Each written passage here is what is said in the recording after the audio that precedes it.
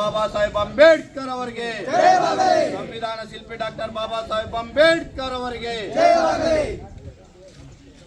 ಅಂಬೇಡ್ಕರ್ ವೀರಸೇನೆ ಹೋರಾಟಕ್ಕೆ, ಅಂಬೇಡ್ಕರ್ ವೀರಸೇನೆ ಹೋರಾಟಕ್ಕೆ.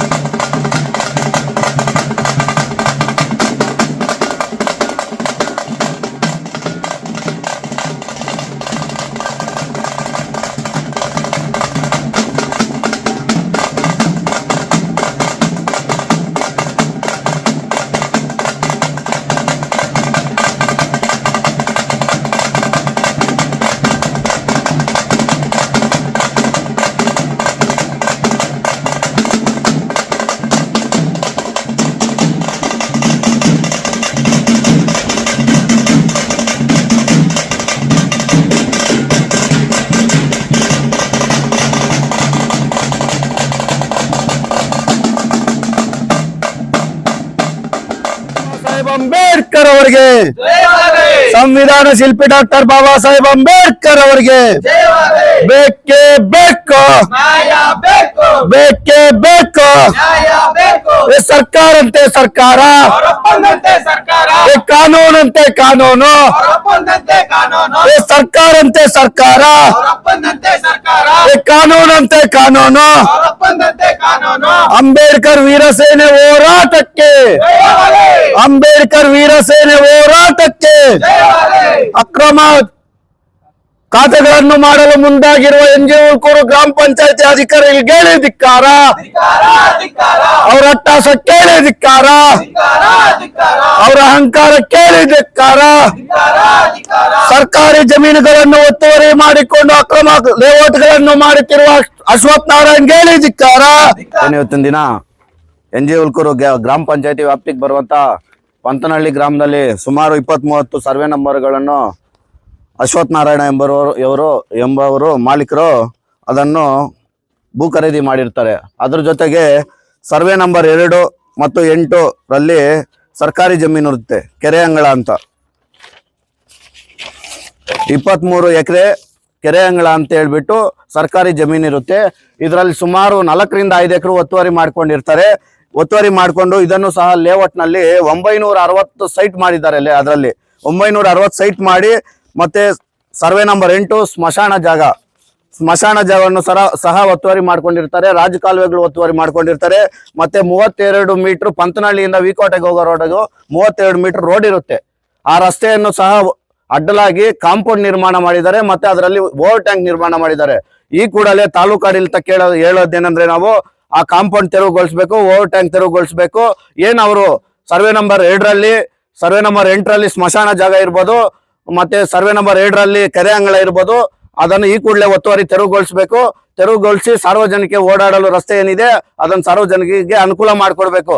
ನೀವು ಮಾಡಿಕೊಟ್ಟಿಲ್ಲ ಅನ್ನೋ ಸಂದರ್ಭದಲ್ಲಿ ನಾವು ನಿಮ್ಮ ಕಚೇರಿಗೆ ಮುತ್ತಿಗೆ ಹಾಕುವಂತ ಕೆಲಸ ಮಾಡಬೇಕಾಗುತ್ತೆ. ದಯವಿಟ್ಟು ಇದನ್ನ ನೀವು ಮಾಡಬೇಕಾಗುತ್ತೆ.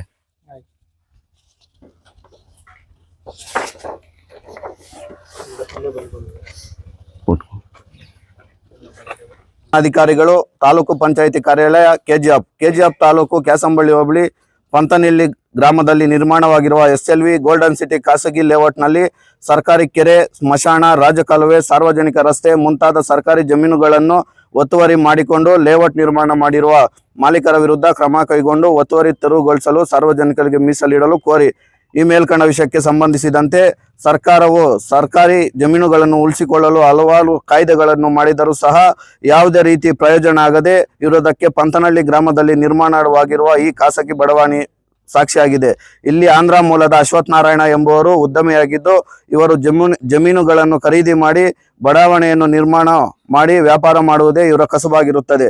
ಇದೇ ದಿಸೆಯಲ್ಲಿ ಹೆಚ್ಚಿನ ಲಾಭ ಪಡೆಯುವ ಉದ್ದೇಶದಿಂದ ಕೆರೆ, ಕಾಲುವೆ, ಕುಂಟೆ, ಸಾರ್ವಜನಿಕ ರಸ್ತೆಗಳನ್ನು ತಾವು ಖರೀದಿ ಮಾಡಿರುವ ಜಮೀನಿಗೆ ಹೊಂದಿಸಿಕೊಂಡು ಲಾಭವನ್ನು ಹೆಚ್ಚಿಸಿಕೊಳ್ಳಲು ಇದಕ್ಕೆ ಸಂಬಂಧಪಟ್ಟ ಅಧಿಕಾರಿಗಳು ಸಹ ಅವರಿಗೆ ಬೆನ್ನೆಲುಬಾಗಿ ನಿಂತಿರುತ್ತಾರೆ. ಪಂತನಹಳ್ಳಿ ಗ್ರಾಮದಲ್ಲಿ ಸುಮಾರು 20 ರಿಂದ 30 ಸರ್ವೆ ನಂಬರ್ಗಳನ್ನು ಖರೀದಿ ಮಾಡಿ ಭೂ ಪರಿವರ್ತನೆ ಸಹ ಮಾಡಿರುತ್ತಾರೆ. ಕೆಲವು ಸರ್ವೆ ನಂಬರ್ಗಳು ಯಾವುದೇ ರೀತಿಯಾದಂತಹ ಭೂ ಪರಿವರ್ತನೆ ಆಗದೆ ನಿವೇಶನ ಮಾಡಿ ಕಾನೂನು ಬಾಹಿರವಾಗಿ NGO ಗ್ರಾಮ ಪಂಚಾಯಿತಿಯಲ್ಲಿ ಖಾತೆಗಳನ್ನು ಮಾಡಿಕೊಡುತ್ತಿದ್ದಾರೆ. ಇದು ಸರ್ಕಾರದ ಬೊಕ್ಕಸಕ್ಕೆ ನಷ್ಟ ಉಂಟು ಮಾಡುತ್ತಿದೆ. ಇದಕ್ಕೆ ಹೊಂದಿಕೊಂಡಂತೆ ಸರ್ವೆ ನಂಬರ್ 2 ಕೆರೆ ಅಂಗಳ, ಸರ್ವೆ ನಂಬರ್ 8 ಸಾರ್ವಜನಿಕ ಸ್ಮಶಾನ ಮತ್ತು ಸಾರ್ವಜನಿಕರು ಓಡಾಡಲು ನಕಾಶೆಯಲ್ಲಿರುವ ರಸ್ತೆಗಳನ್ನು ಒತ್ತುವರಿ ಮಾಡಿಕೊಂಡು ಇದರಲ್ಲಿ ಕಾಂಪೌಂಡ್ ನಿರ್ಮಾಣ ಮಾಡಿ ಮತ್ತು ಓವರ್ ಟ್ಯಾಂಕ್ ನಿರ್ಮಾಣ ಮಾಡಿರ್ತಾರೆ. ಅದೇ ರೀತಿ ರಾಜು ಕಾಲುವೆಗಳನ್ನು ಸಹ ಒತ್ತುವರಿ ಮಾಡಿಕೊಂಡಿರುತ್ತದೆ. KUDA ಇಂದ ಅನುಮತಿ ಪಡೆದಾಗ CA ಸೈಟ್ ಮತ್ತು ಉದ್ಯಾನವನ ಸಾರ್ವಜನಿಕರು ಓಡಾಡಲು ರಸ್ತೆ ಇರುವುದು ಯಾರ ಹೆಸರಿನಲ್ಲಿ ಎಂಬುದು ತನಿಖೆ ಮಾಡಬೇಕಾಗುತ್ತದೆ. ಆದ್ದರಿಂದ ತಾವಂದಿರು ಸರ್ಕಾರದ ಜಮೀನು ಒತ್ತುವರಿ ಮಾಡಿಕೊಂಡು ಖಾಸಗಿ ಲೇಔಟ್ ನಿರ್ಮಾಣ ಮಾಡಿರುವ ಜನರಿಗೆ ವಂಚನೆ ಮಾಡುತ್ತಿರುವ ಸಾರ್ವಜನಿಕ ಮೀಸಲಿಡಲು ಇದನ್ನು ಕೋರುತ್ತೇವೆ. ಜಮೀನುಗಳನ್ನು ಸರ್ವೆ ಮಾಡಿಸಿ ಒತ್ತುವರಿದಾರರ ವಿರುದ್ಧ ಜಮೀನು ಕಬಳಿಕೆ ಅಡಿಯಲ್ಲಿ ಕೇಸು ದಾಖಲಿಸಿ ಈ ಜಮೀನು ಸರ್ಕಾರ ಮುಟ್ಟುಗೋಲು ಹಾಕಬೇಕೆಂದು ಕೋರುತ್ತಿದ್ದೇವೆ.